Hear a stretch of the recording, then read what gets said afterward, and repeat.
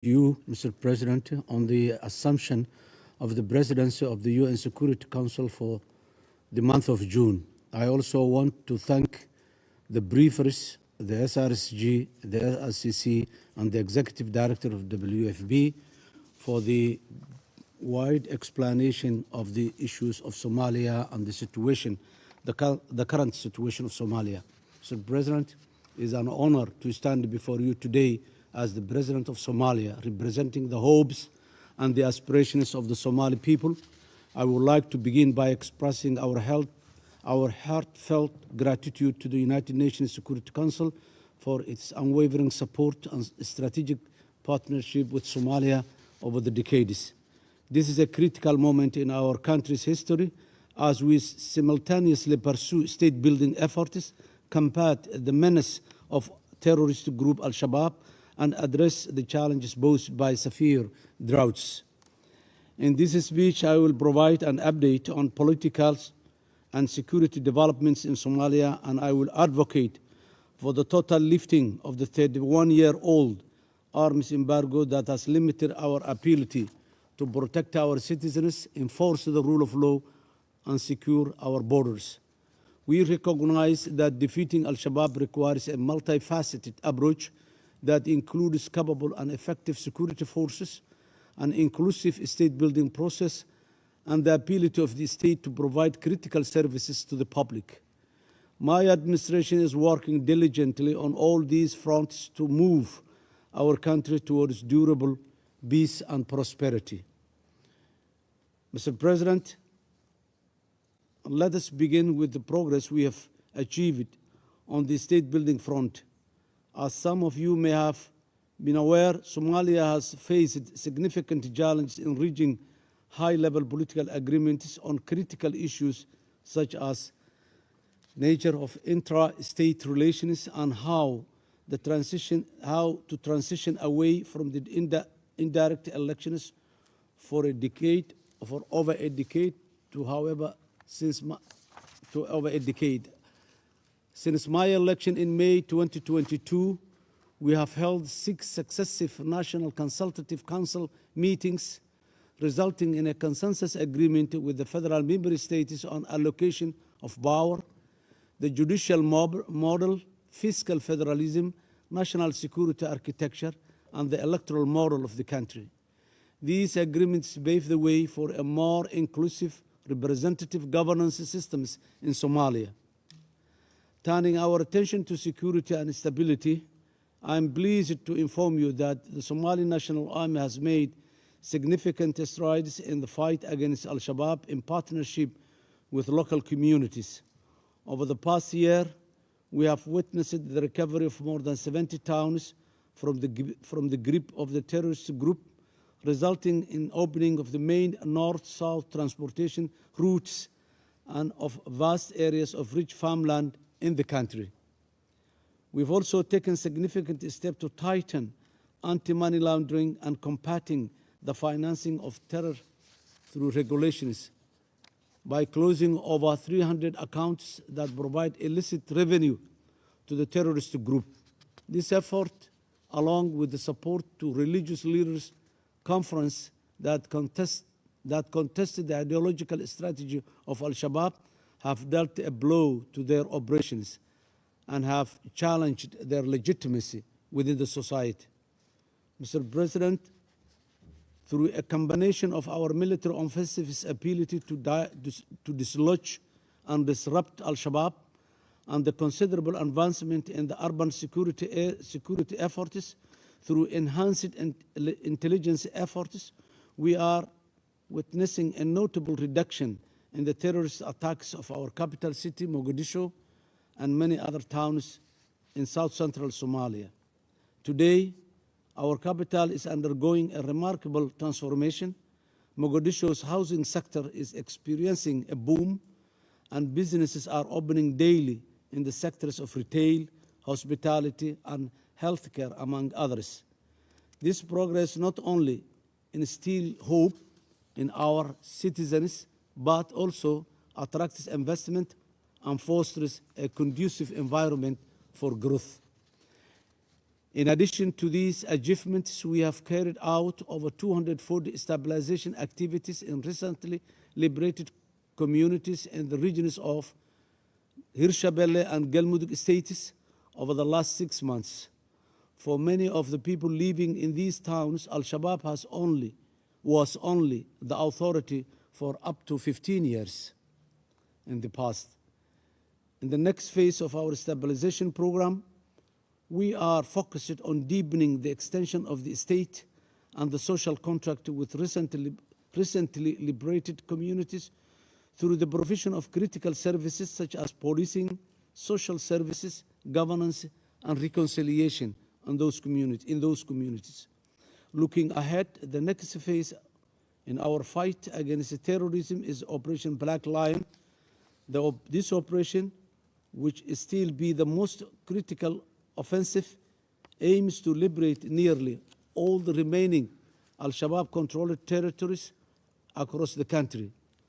With the support of our frontline states, Kenya, Ethiopia, and Djibouti, we are confident that this campaign will significantly degrade Al-Shabaab and pave the way for a sustainable peace and security. Although we have encountered a slight setback due to the rainfall and force generation requirements, operations planning is well underway. A team of multinational planning and operational experts have been deployed to Joint Coordination Command post in Mogadishu. This operation holds immense significance in our quest for lasting peace and security. In addition, we will have teams actively monitoring the civilian protection component in the upcoming military operation.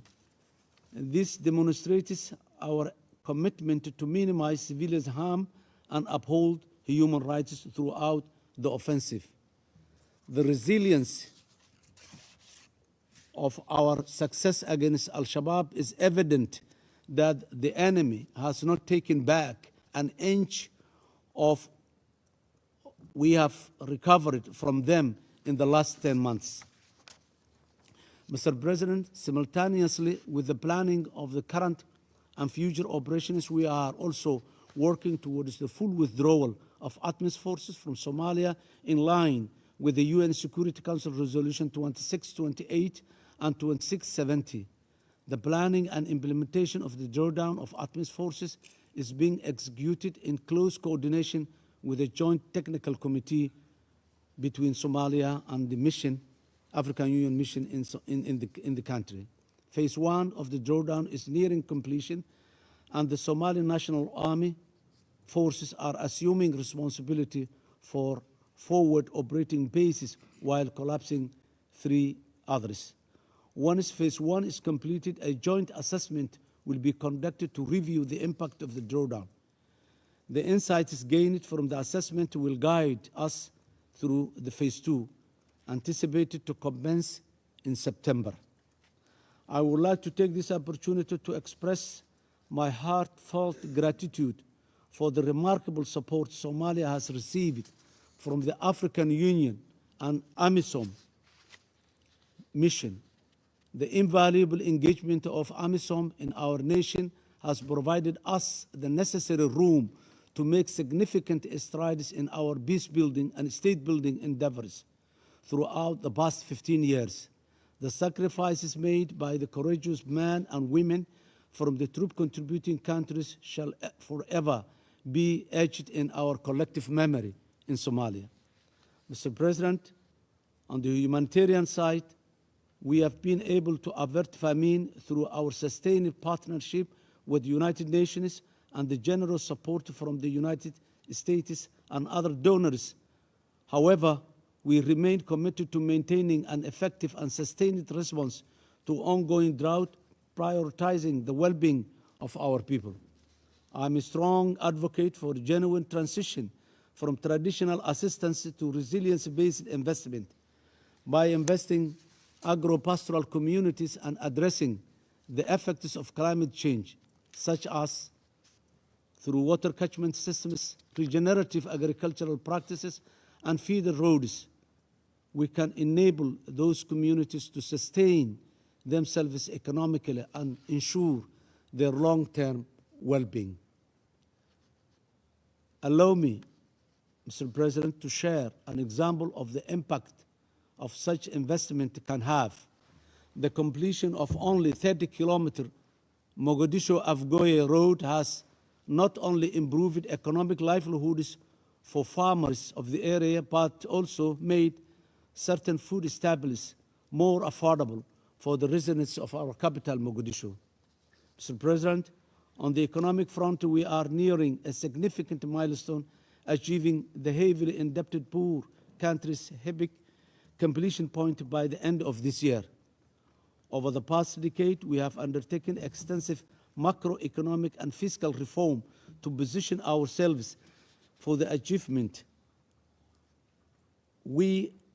As we plan for the post-epic environment, we are focusing on policies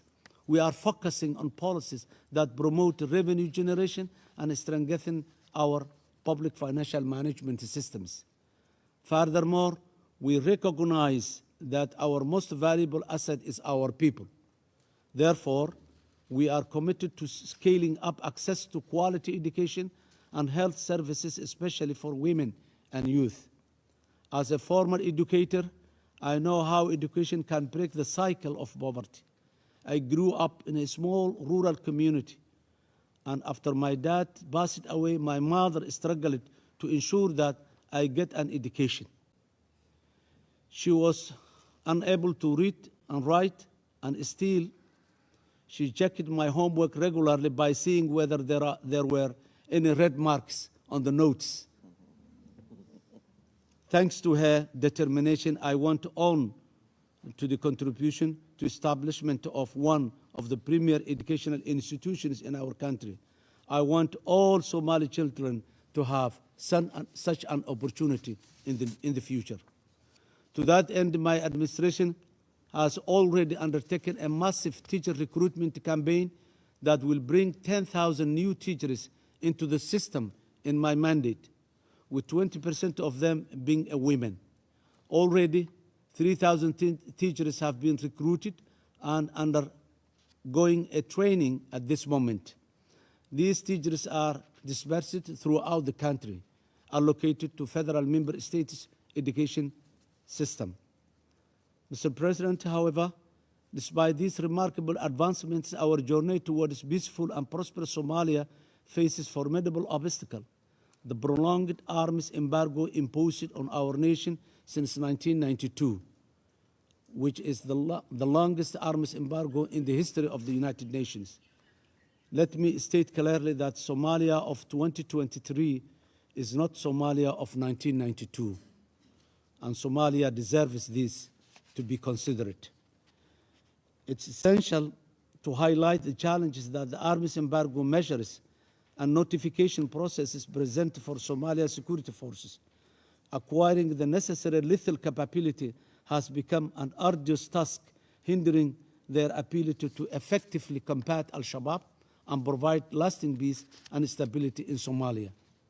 Mr. President, and the distinguished delegates of the United Nations Security Council, this arms embargo is not contributing at any level to the interests of Somalia in the short term and in the long term.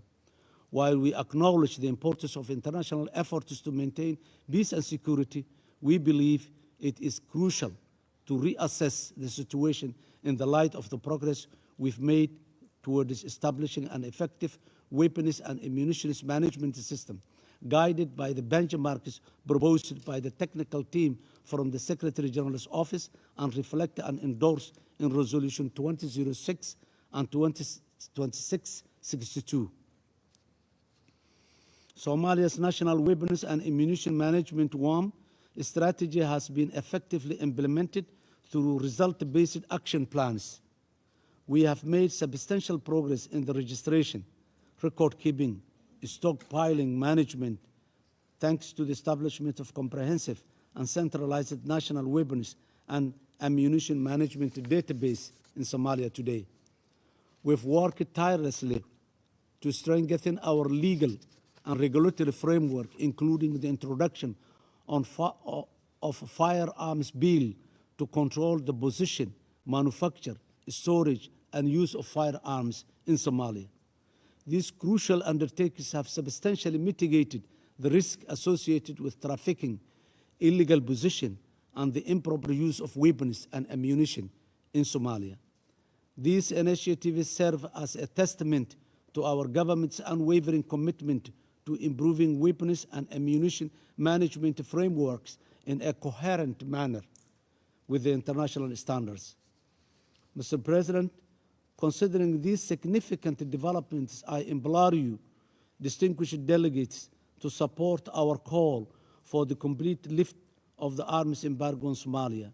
By doing so, you will empower us to assert our sovereignty, effectively combat terrorism, and build a peaceful and prosperous future for our nation. The menace of terrorists in Somalia is not limited to risk Somalia only. It's a menace to the region, the continent, and the global at large. Together, let us seize this opportunity to unlock the full potential of Somalia, to create an inclusive and prosperous society, and to build a world where peace and security prevails forever. I thank you. I thank His Excellency President Hassan Sheikh Mahmoud.